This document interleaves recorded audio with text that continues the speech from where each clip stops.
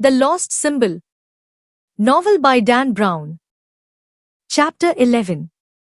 Why isn't Peter answering? Catherine Solomon wondered as she hung up her cell phone. Where is he? For 3 years, Peter Solomon had always been the first to arrive for their weekly 7 p.m. Sunday night meetings.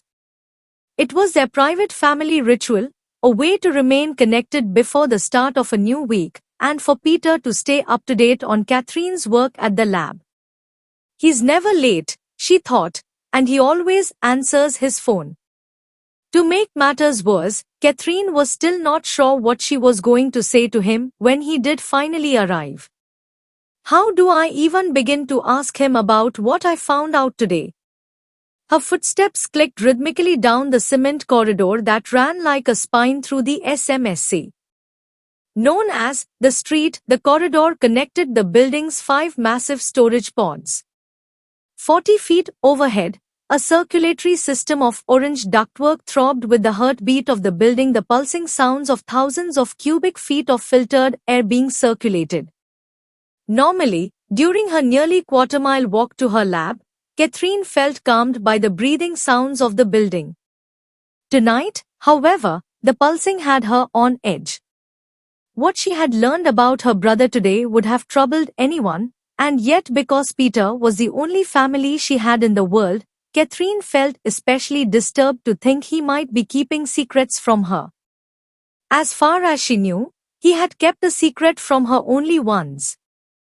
A wonderful secret that was hidden at the end of this very hallway. 3 years ago, her brother had walked Catherine down this corridor, introducing her to the SMSC by proudly showing off some of the building's more unusual items: the Mars meteorite ALH 84001, the handwritten pictographic diary of Sitting Bull, a collection of wax-sealed ball jars containing original specimens collected by Charles Darwin. At one point, they walked past a heavy door with a small window. Catherine caught a glimpse of what lay beyond and gasped. What in the world is that? Her brother chuckled and kept walking. Pod 3. It's called Wet Pod. Pretty unusual sight, isn't it? Terrifying is more like it. Catherine hurried after him. This building was like another planet. What I really want to show you is in Pod 5, her brother said, guiding her down the seemingly endless corridor. It's our newest addition. It was built to house artifacts from the basement of the National Museum of Natural History. That collection is scheduled for relocation here in about 5 years, which means Pod 5 is sitting empty at the moment. Catherine glanced over. Empty? So why are we looking at it? Her brother's grey eyes flashed a familiar mischief. It occurred to me that because nobody is using the space, maybe you could use it. Me? Sure. I thought maybe you could use a dedicated lab space, a facility where you can actually perform some of the theoretical experiments you've been developing for all these years. Catherine stared at her brother in shock. But, Peter, those experiments are theoretical. To actually perform them would be almost impossible. Nothing is impossible, Catherine, and this building is perfect for you. The SMSC is not just a warehouse of treasures, it's one of the world's most advanced scientific research facilities. We are constantly taking pieces from the collection and examining them with the best quantitative technologies money can buy. All the equipment you could possibly need would be here at your disposal. Peter, the technologies required to run these experiments are already in place. He smiled broadly. The lab is done. Catherine stopped short. Her brother pointed down the long corridor. We are going to see it now. Catherine could barely speak. You built me a lab. It's my job. The Smithsonian was established to advance scientific knowledge. As secretary, I must take that charge seriously. I believe the experiments you've proposed have the potential to push the boundaries of science into uncharted territory. Peter stopped and looked her squarely in the eyes. Whether or not you were my sister, I would feel obliged to support this research. Your ideas are brilliant.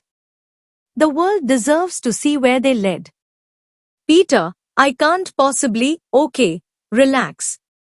It was my own money, and nobody's using Pod 5 right now.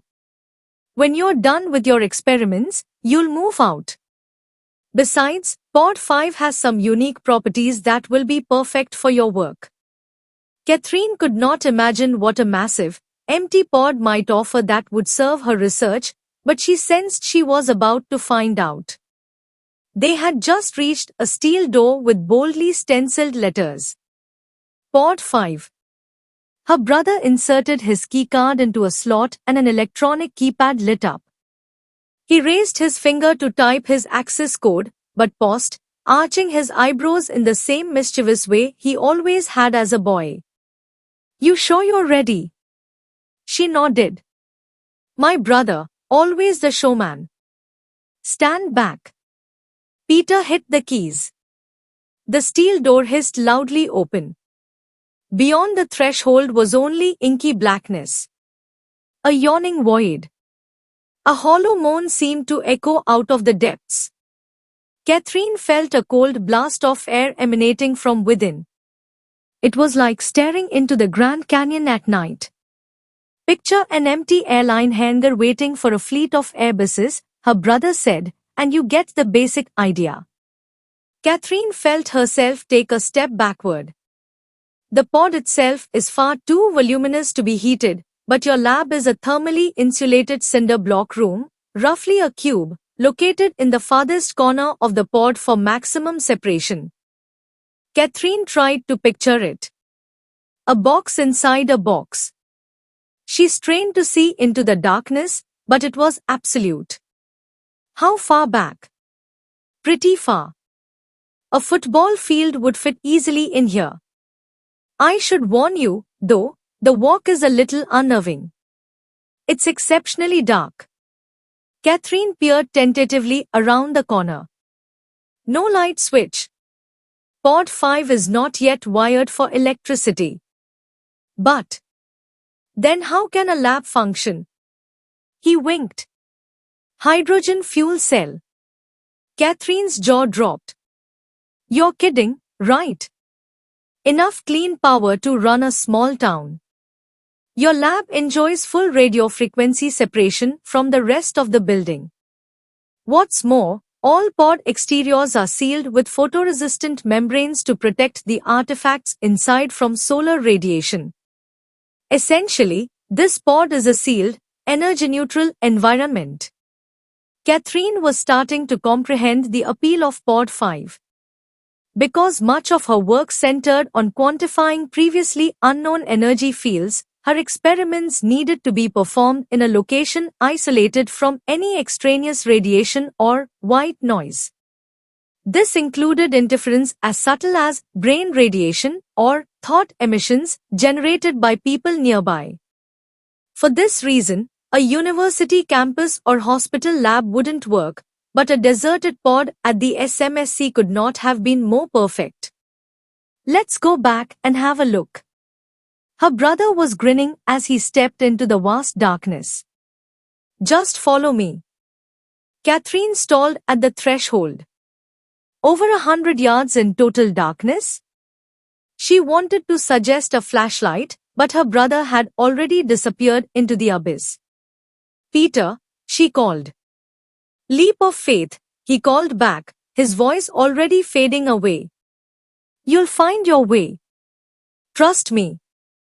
He's kidding, right? Catherine's heart was pounding as she stepped a few feet over the threshold, trying to peer into the darkness. I can't see a thing. Suddenly the steel door hissed and slammed shut behind her, plunging her into total blackness.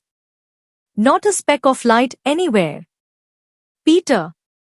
Silence. You'll find your way. Trust me. Tentative, she inched forward blindly. Leap of faith? Catherine could not even see her hand directly in front of her face. She kept moving forward, but within a matter of seconds, she was entirely lost. Where am I going?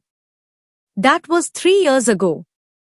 Now, as Catherine arrived at the same heavy metal door, she realized how far she had come since that first night. Her lab nicknamed the Cube had become her home, a sanctuary within the depths of Pod 5. Exactly as her brother had predicted, she had found her way through the darkness that night, and every day since, thanks to an ingeniously simple guidance system that her brother had let her discover for herself.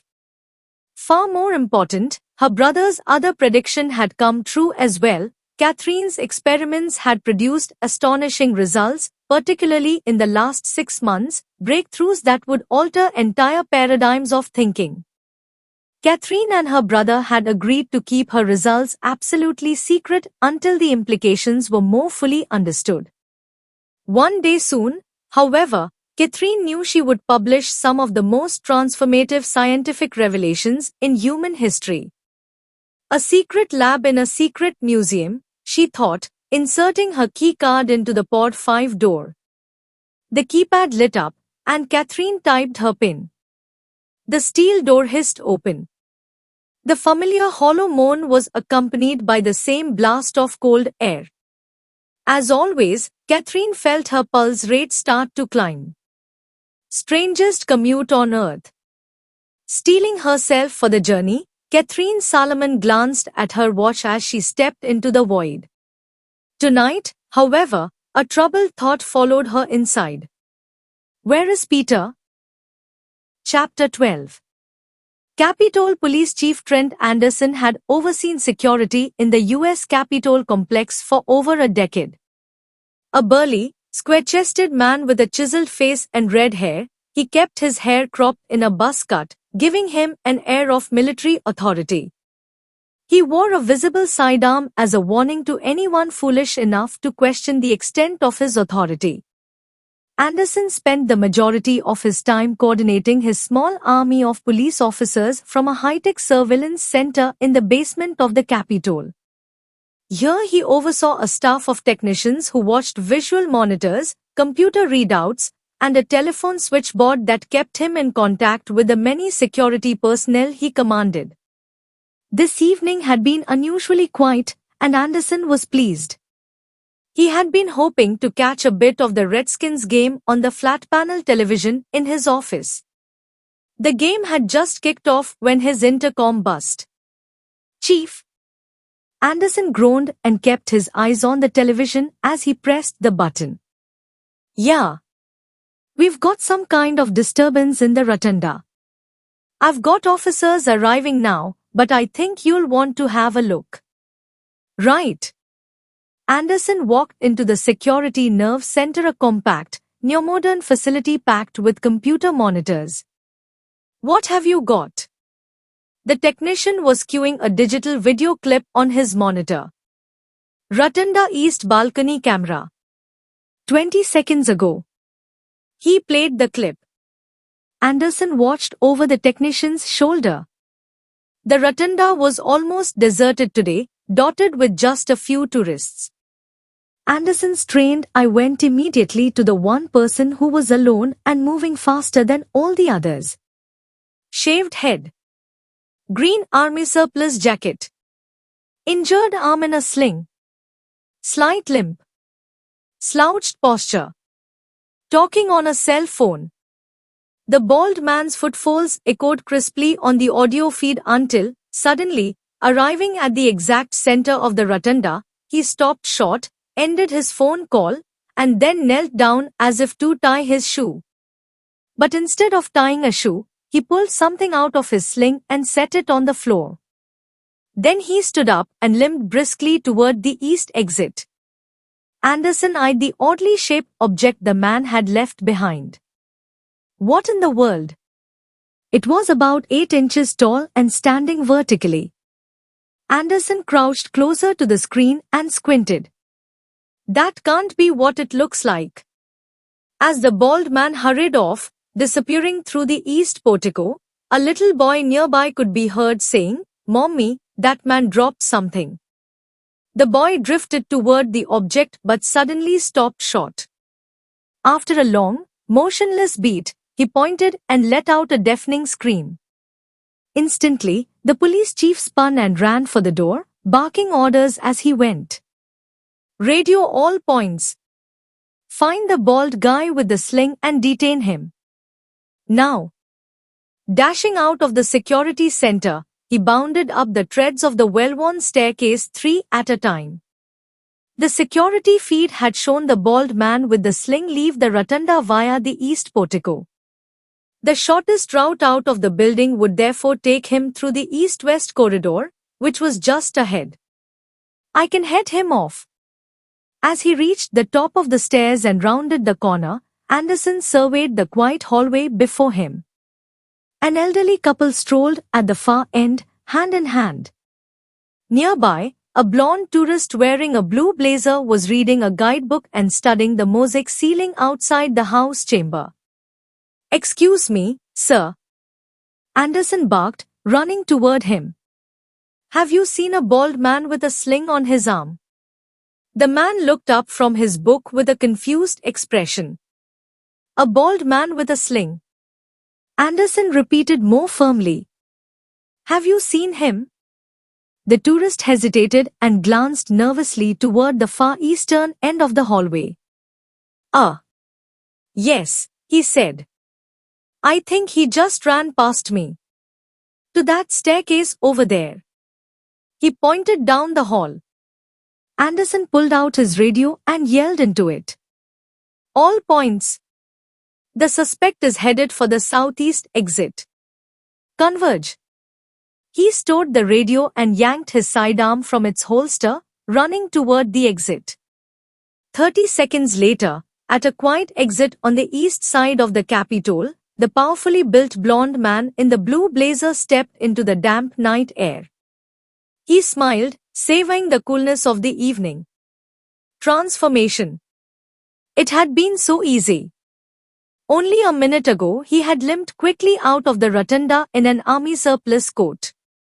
Stepping into a darkened alcove, he shed his coat, revealing the blue blazer he wore underneath. Before abandoning his surplus jacket, he pulled a blonde wig from the pocket and fitted snugly on his head. Then he stood up straight, pulled a slim Washington guidebook from his blazer, and stepped calmly from the niche with an elegant gait. Transformation. This is my gift. As Malaka's mortal legs carried him toward his waiting limousine, he arched his back, standing to his full 6'3" height and throwing back his shoulders. He inhaled deeply, letting the air fill his lungs. He could feel the wings of the tattooed phoenix on his chest opening wide.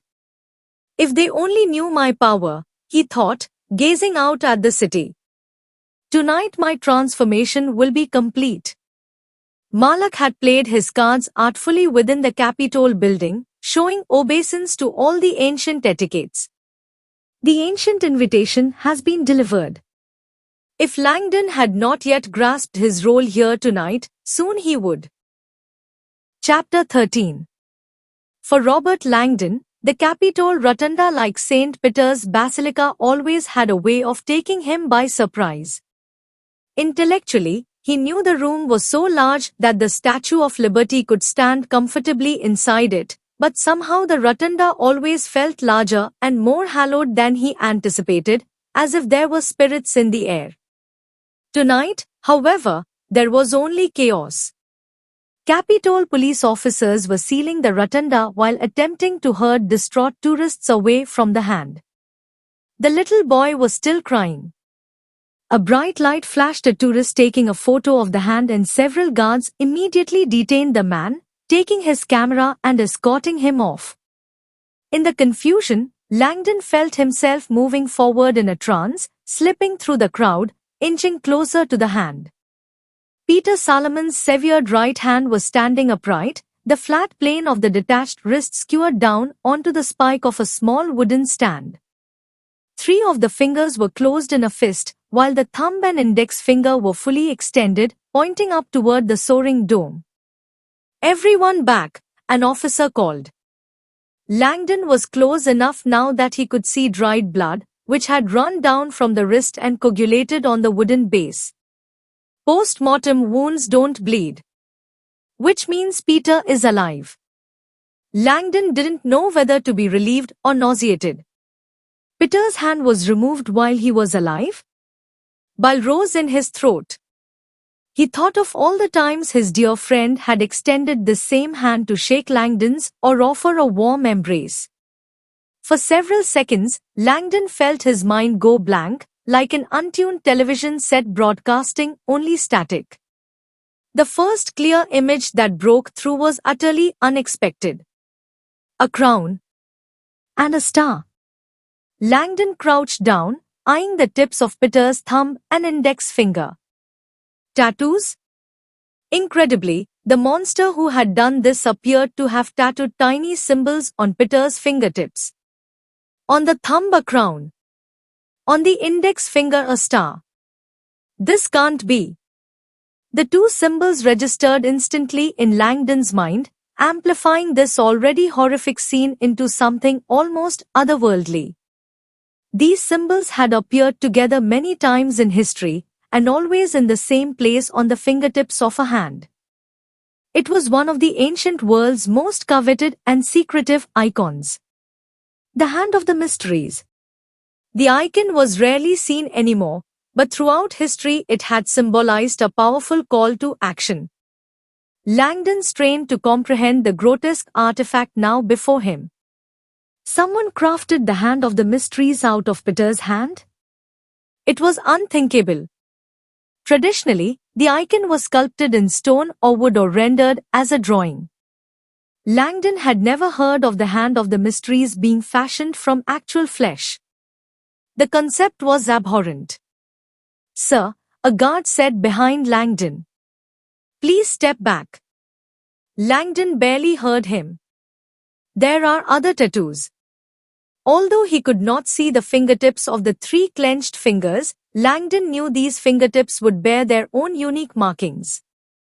That was the tradition. 5 symbols in total. Through the millennia, the symbols on the fingertips of the Hand of the Mysteries had never changed. Nor had the hand's iconic purpose. The hand represents an invitation. Langdon felt a sudden chill as he recalled the words of the man who had brought him here. "Professor, tonight you are receiving the invitation of your lifetime." In ancient times, the Hand of the Mysteries actually served as the most coveted invitation on earth. To receive this icon was a sacred summons to join an elite group, those who were said to guard the secret wisdom of all the ages. The invitation not only was a great honor, but it signified that a master believed you were worthy to receive this hidden wisdom. The hand of the master extended to the initiate. "Sir," the guard said, putting a firm hand on Langdon's shoulder. "I need you to back up right now." "I know what this means," Langdon managed. "I can help you." "Now," the guard said. "My friend is in trouble."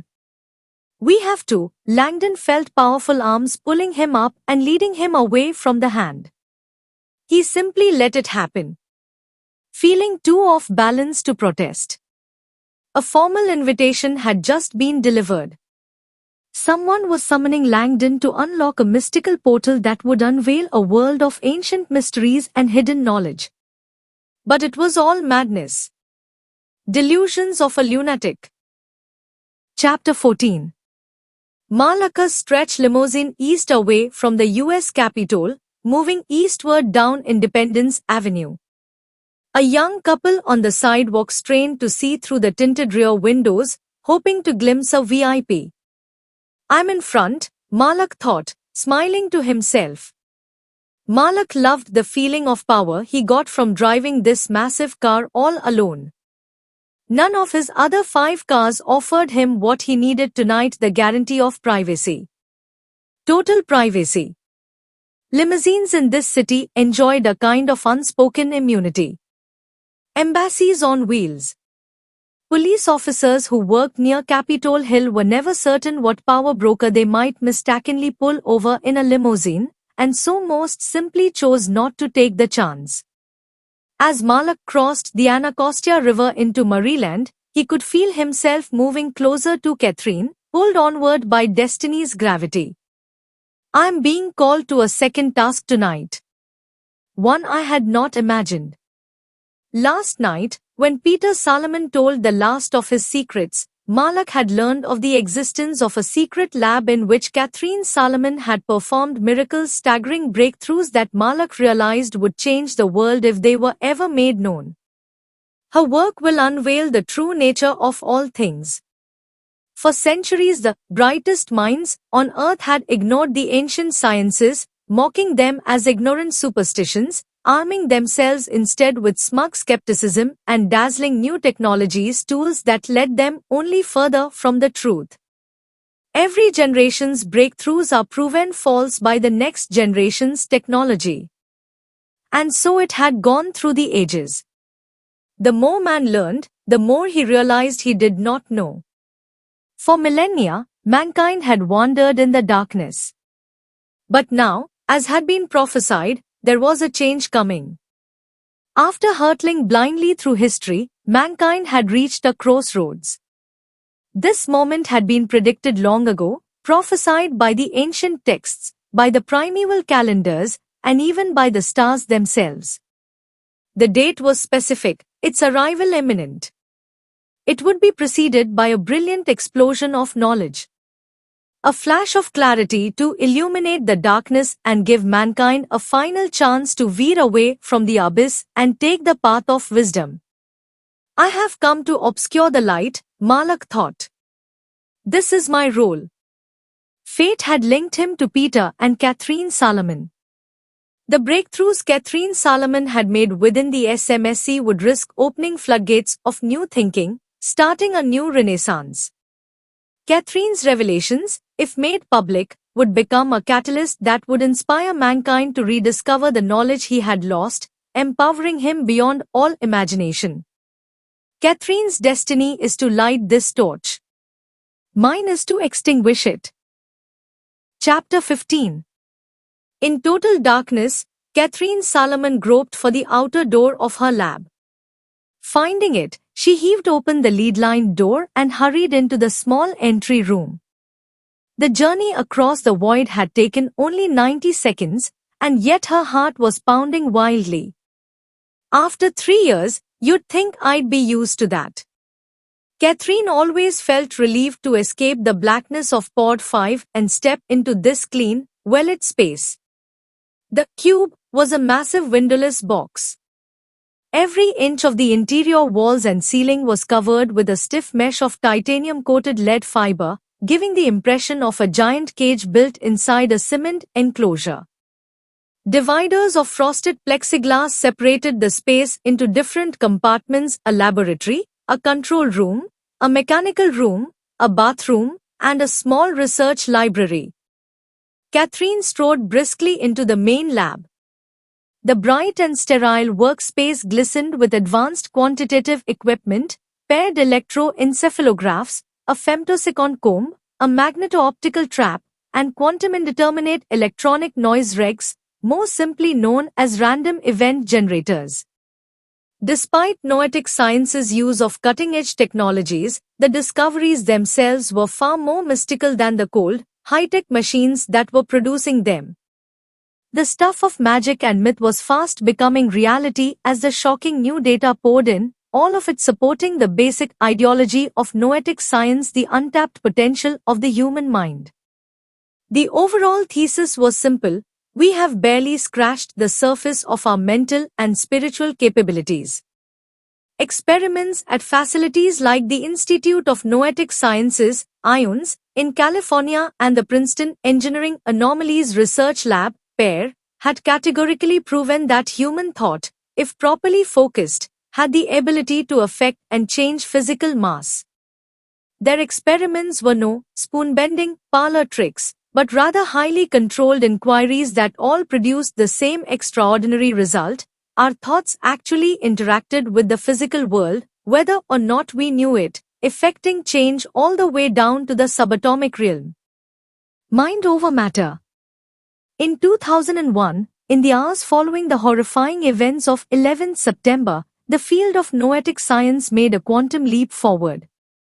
4 scientists discovered that as the frightened world came together and focused in shared grief on this single tragedy, the outputs of 37 different random event generators around the world suddenly became significantly less random. Somehow, the oneness of this shared experience, the coalescing of millions of minds, had affected the randomizing function of these machines, organizing their outputs and bringing order from chaos. The shocking discovery, it seemed, paralleled the ancient spiritual belief in a cosmic consciousness, a vast coalescing of human intention that was actually capable of interacting with physical matter.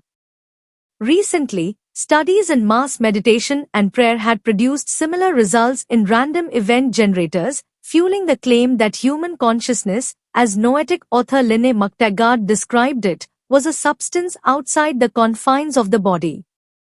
A highly ordered energy capable of changing the physical world. Catherine had been fascinated by McTaggart's book The Intention Experiment, and her global, web-based study theintentionexperiment.com aimed at discovering how human intention could affect the world. A handful of other progressive texts had also piqued Catherine's interest. From this foundation, Catherine Salomon's research had vaulted forward, proving that focused thought could affect literally anything: the growth rate of plants, the direction that fish swam in a ball, the manner in which cells divided in a petri dish, the synchronization of separately automated systems, and the chemical reactions in one's own body. Even the crystalline structure of a newly forming solid was rendered mutable by one's mind. Catherine had created beautifully symmetrical ice crystals by sending loving thoughts to a glass of water as it froze.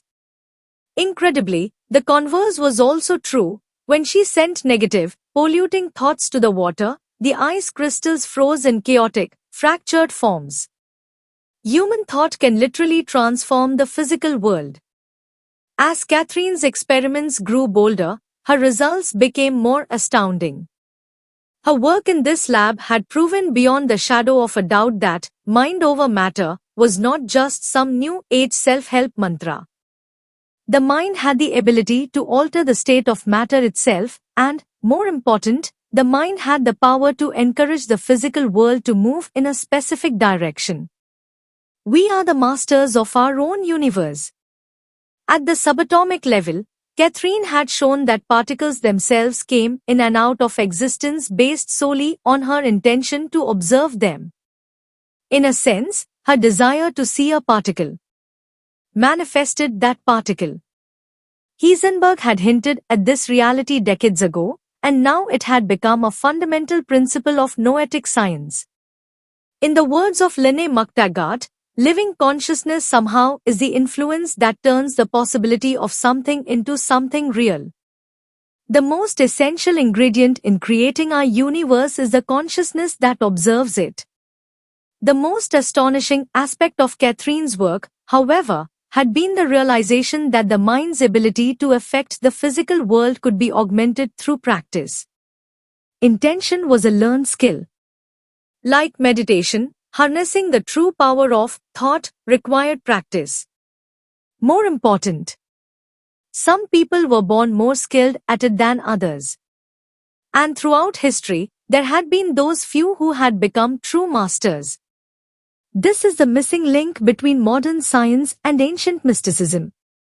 Catherine had learned this from her brother, Peter, and now, as her thoughts turned back to him, she felt a deepening concern.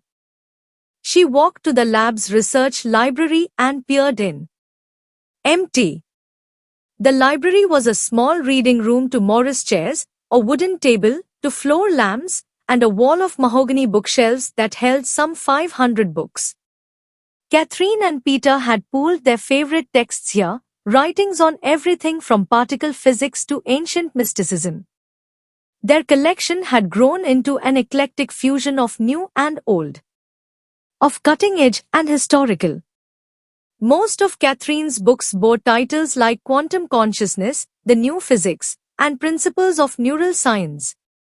Her brothers bore older, more esoteric titles like The Kybalion, The Johar, The Dancing W. Lee Masters, and a translation of the Sumerian tablets from the British Museum.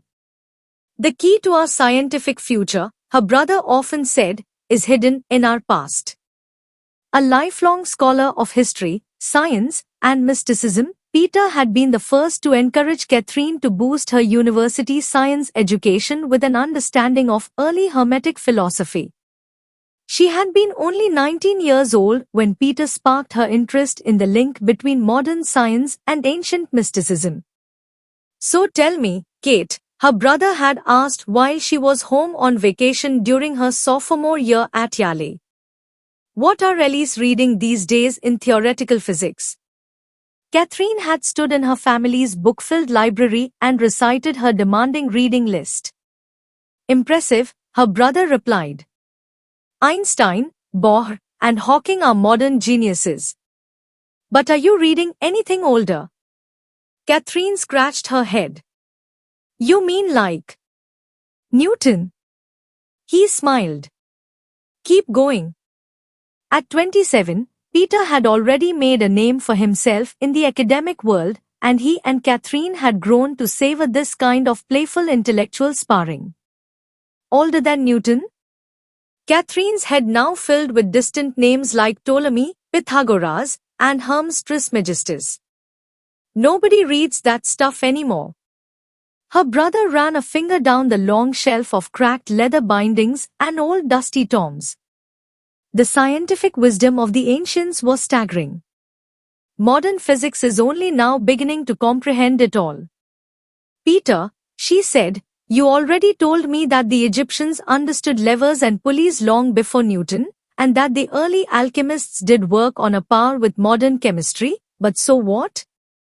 Today's physics deals with concepts that would have been unimaginable to the ancients." "Like what?" "Well, like entanglement theory, for one. Subatomic research had now proven categorically that all matter was interconnected, entangled in a single unified mesh. A kind of universal oneness. You're telling me the ancients sat around discussing entanglement theory?" "Absolutely," Peter said, pushing his long, dark bangs out of his eyes. Entanglement was at the core of primeval beliefs. Its names are as old as history itself. Dharmakaya, Tao, Brahman. In fact, man's oldest spiritual quest was to perceive his own entanglement, to sense his own interconnection with all things. He has always wanted to become one with the universe, to achieve the state of at-one-ment. Her brother raised his eyebrows. To this day, Jews and Christians still strive for atonement. Although most of us have forgotten, it is actually at-one-ment we are seeking. Catherine sighed, having forgotten how hard it was to argue with a man so well versed in history. "Okay, but you're talking in generalities." "I'm talking specific physics." "Then be specific." His keen eyes challenged her now. "Okay, how about something as simple as polarity, the positive-negative balance of the subatomic realm?" Obviously, the ancients didn't understand. Hold on. Her brother pulled down a large dusty text, which he dropped loudly on the library table. Modern polarity is nothing but the dual world described by Krishna here in the Bhagavad Gita over 2000 years ago. A dozen other books in here, including the Kybalion, talk about binary systems and the opposing forces in nature. Catherine was skeptical. "Okay, but if we talk about modern discoveries in subatomics, the Heisenberg uncertainty principle, for example, then we must look here," Peter said, striding down his long bookshelf and pulling out another text. The sacred Hindu Vedantic scriptures known as the Upanishads. He dropped the tome heavily on the first. Heisenberg and Schrödinger studied this text and credited it with helping them formulate some of their theories. The showdown continued for several minutes, and the stack of dusty books on the desk grew taller and taller. Finally, Catherine threw up her hands in frustration. Okay. You made your point, but I want to study cutting-edge theoretical physics. The future of science.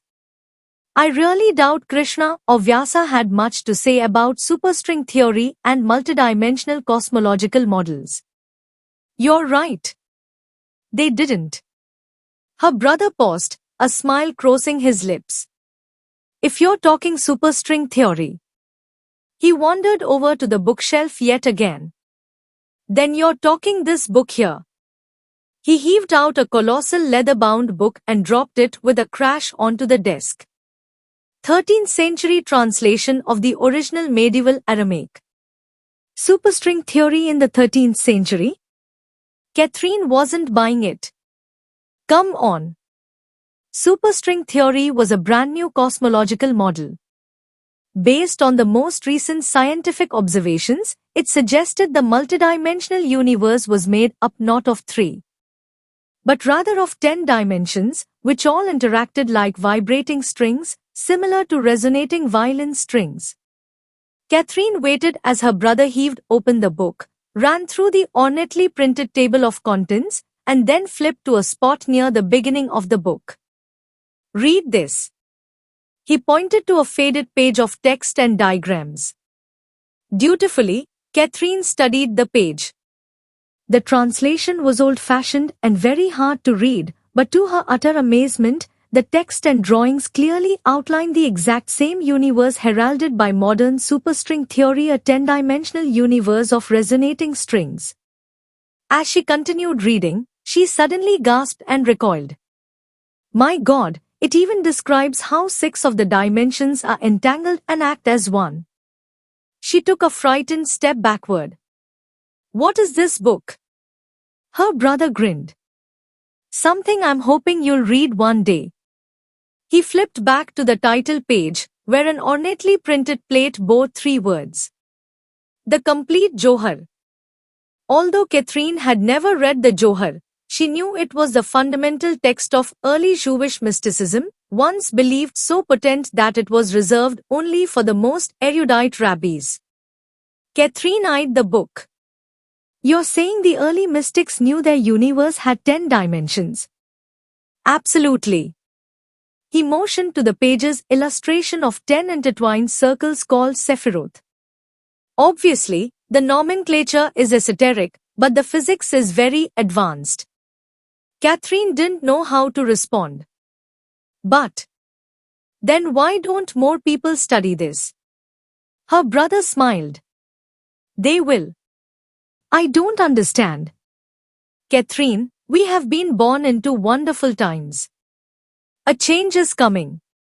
Human beings are poised on the threshold of a new age when they will begin turning their eyes back to nature and to the old ways.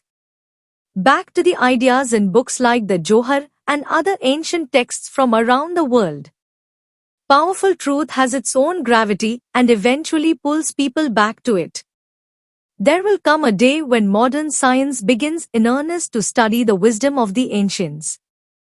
That will be the day that mankind begins to find answers to the big questions that still elude him. That night, Catherine eagerly began reading her brother's ancient texts and quickly came to understand that he was right. The ancients possessed profound scientific wisdom. Today's science was not so much making discoveries as it was making rediscoveries. Mankind, it seemed, had once grasped the true nature of the universe, but had let go and forgotten. Modern physics can help us remember. This quest had become Catherine's mission in life, to use advanced science to rediscover the lost wisdom of the ancients. It was more than academic thrill that kept her motivated. Beneath it all was her conviction that the world needed this understanding. Now more than ever. At the rear of the lab, Catherine saw her brother's white lab coat hanging on its hook along with her own. Reflexively, she pulled out her phone to check for messages. Nothing. A voice echoed again in her memory. That which your brother believes is hidden in DC. It can be found. Sometimes a legend that endures for centuries endures for a reason. No, Catherine said aloud. It can't possibly be real. Sometimes a legend was just that, a legend.